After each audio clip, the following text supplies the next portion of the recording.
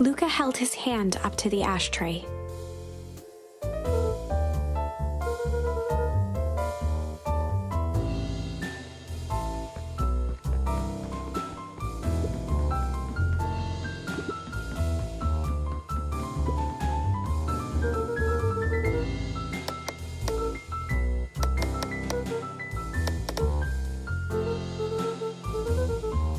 Solomon once again muttered under his breath.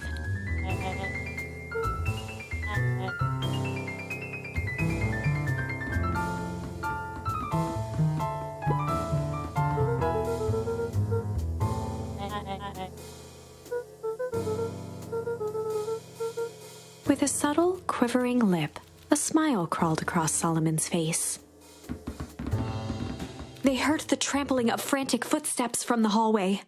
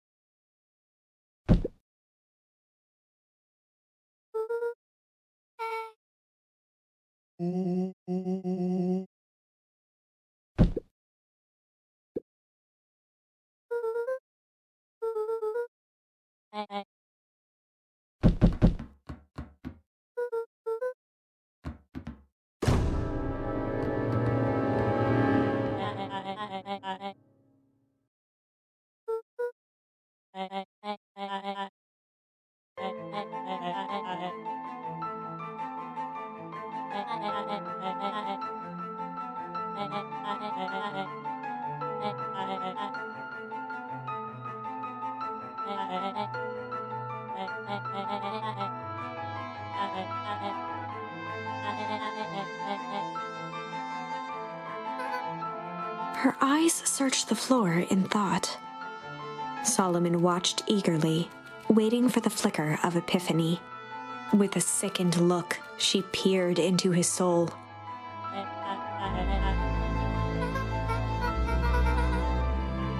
Solomon clapped with genuine delight.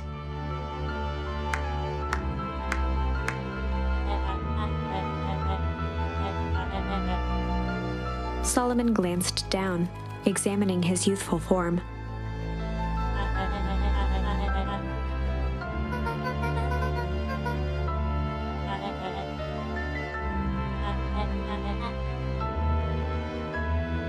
Kerr presented it with a theatrical twirl of the hand. Before he could finish, Rollo snatched the vial from Kerr's palm.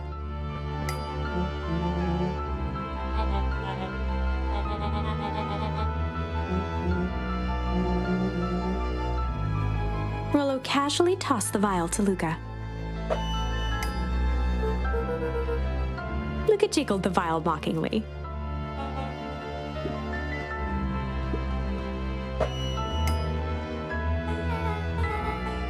She held it tightly behind her back.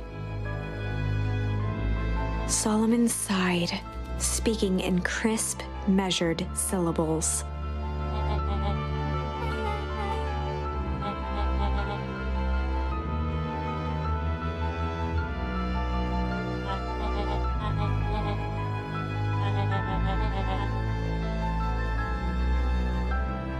He pursed his lips with feigned sincerity.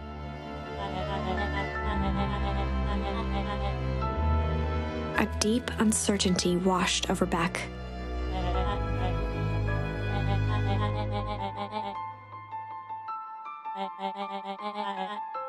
She looked to Nellie shakily.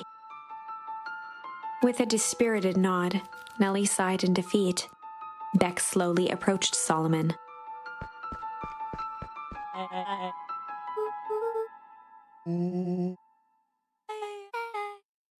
With apprehension, Beck conceded. Solomon pocketed the vial and brushed off his shoulder with a sharp flick.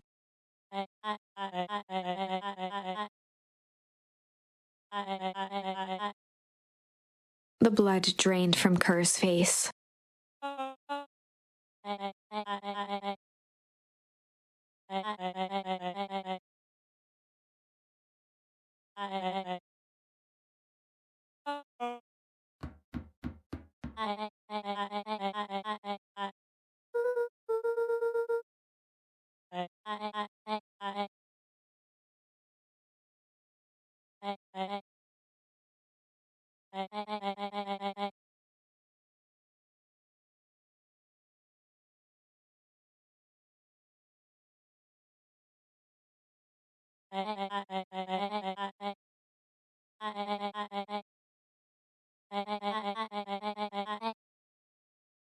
Solomon shook his head with gratification.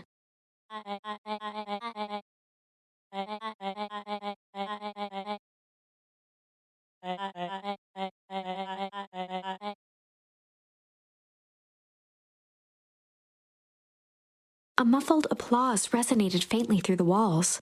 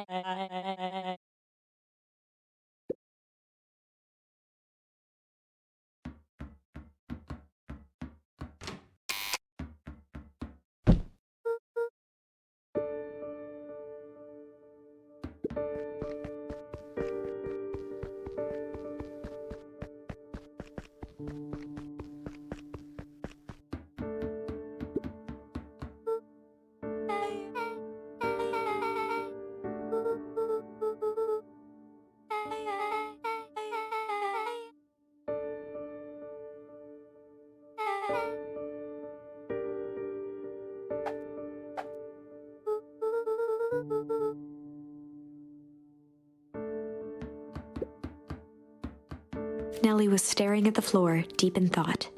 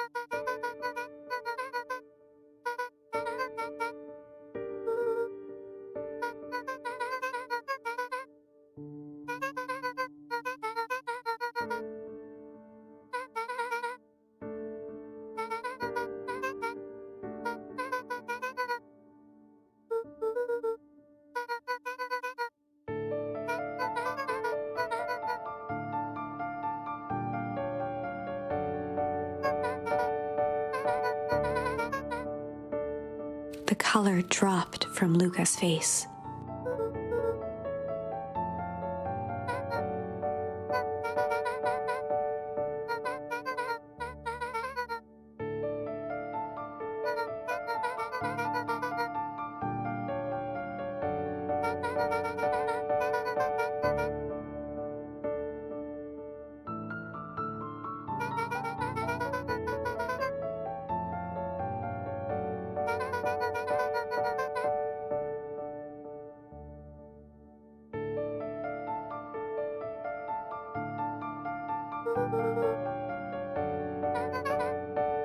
Luka was overwhelmed with emotion.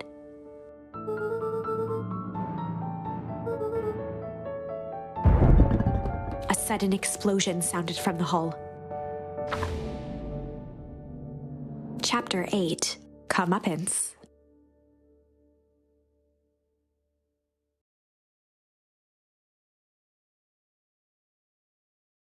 Ears still ringing, Gran picked herself up off the ground. Through the dust and smoke, she looked over to see Mrs. Fratelli helping Hiram Tolliver to his feet.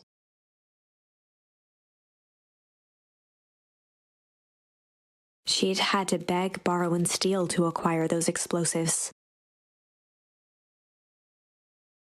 How many nights had she spent visualizing how she'd use them to make things right? And now, her one shot at destroying the source, that damned hole that swallowed so much of her life, was gone. Traded for this jagged hole in a wall and a foolhardy shot at rescuing Rollo. With Fratelli and Tolliver at her side, she stepped through. It was a strange feeling. The last time she'd stalked this maze of hallways, it was in a different body. They quickly rounded a corner to find a group of clipboards guarding a door. Something worth guarding is probably something worth seeing. She leapt forward, brandishing her cane. If her last chance at vengeance for things lost was truly gone, she would just have to fight to keep what she still had.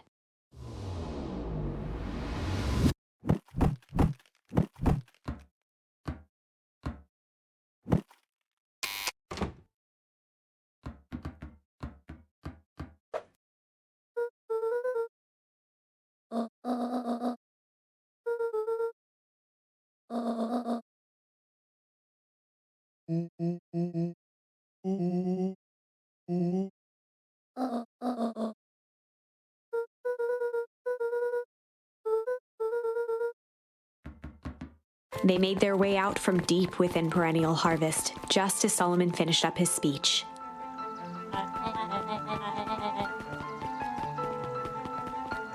Solomon pulled a glass vial from his pocket. In one smooth motion, he downed its contents. A triumphant smile grew across Solomon's lips.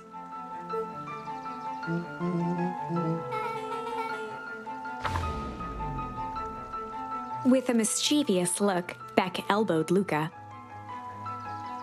"Remember when I had the vial behind my back?"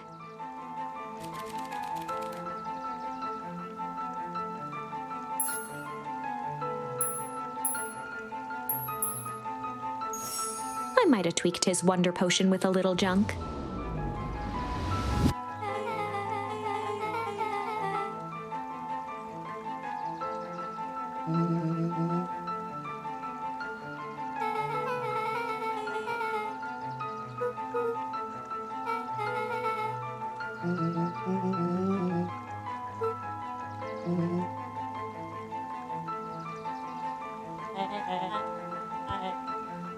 His body and face began to contort and expand as he disappeared into a belching green mist.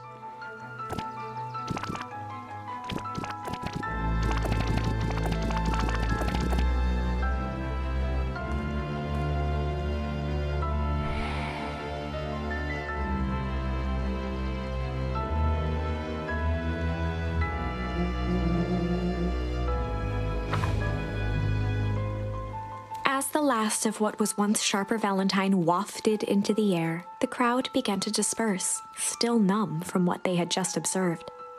Sharper Valentine was gone for good.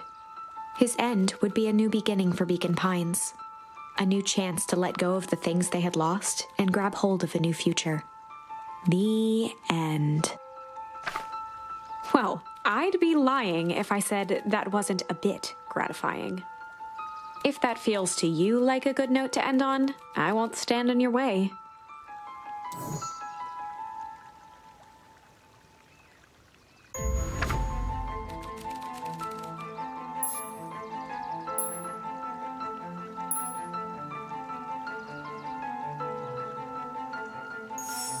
I might have tweaked his wonder potion with a little malice.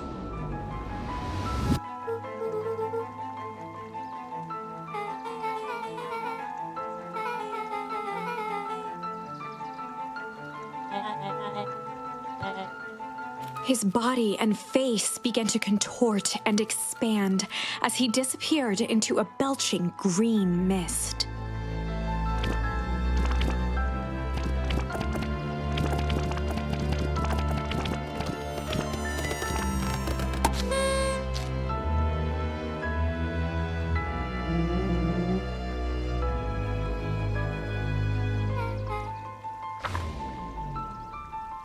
The crowd gazed in stunned silence at the now empty stage. The quiet was broken when William Kerr sprinted off stage and into the distance. He was never seen around Beacon Pines, or anywhere else for that matter, again. Watching the silhouette of Kerr disappear over the horizon, Luka began to laugh. First, a low chuckle that became uncontrolled, heaving laughter. Through his tears, he was vaguely aware that the crowd had begun to laugh with him. The end. That was unexpected. Perhaps a bit of an absurd ending for my taste, but who am I to say? I'm only writing the damn thing.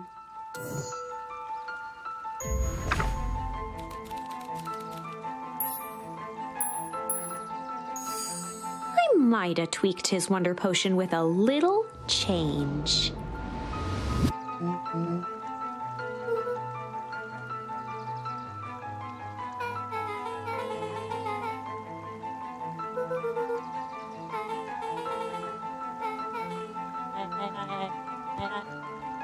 His body and face began to contort and expand as he disappeared into a belching green mist.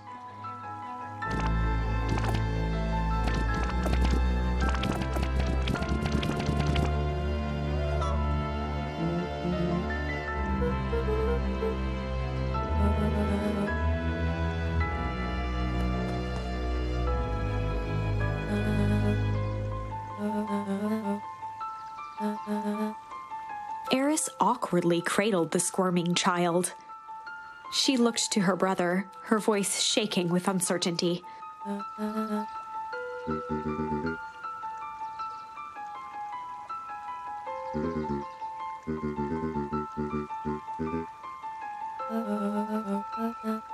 She looked back down at the infant with equal parts kindness and terror in her eyes. With a shake of her head, Eris addressed the crowd with a stern scowl.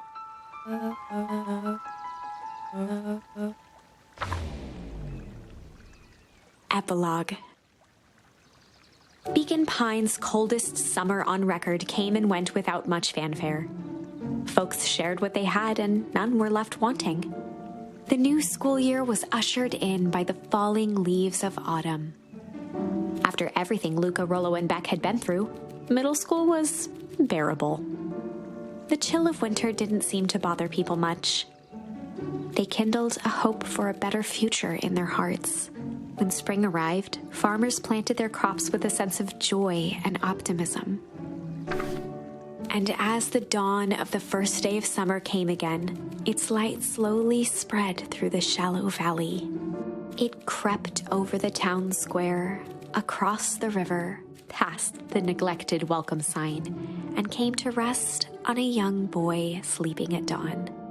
His mind at peace, knowing he is here for a reason.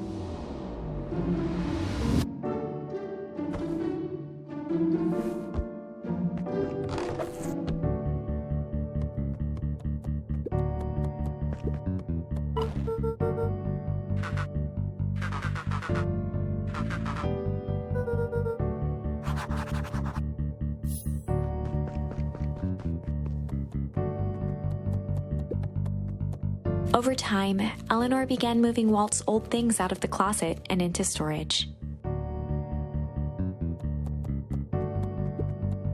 Eleanor had moved back into her bedroom, and now that she wasn't sneaking out late, she even slept there most nights.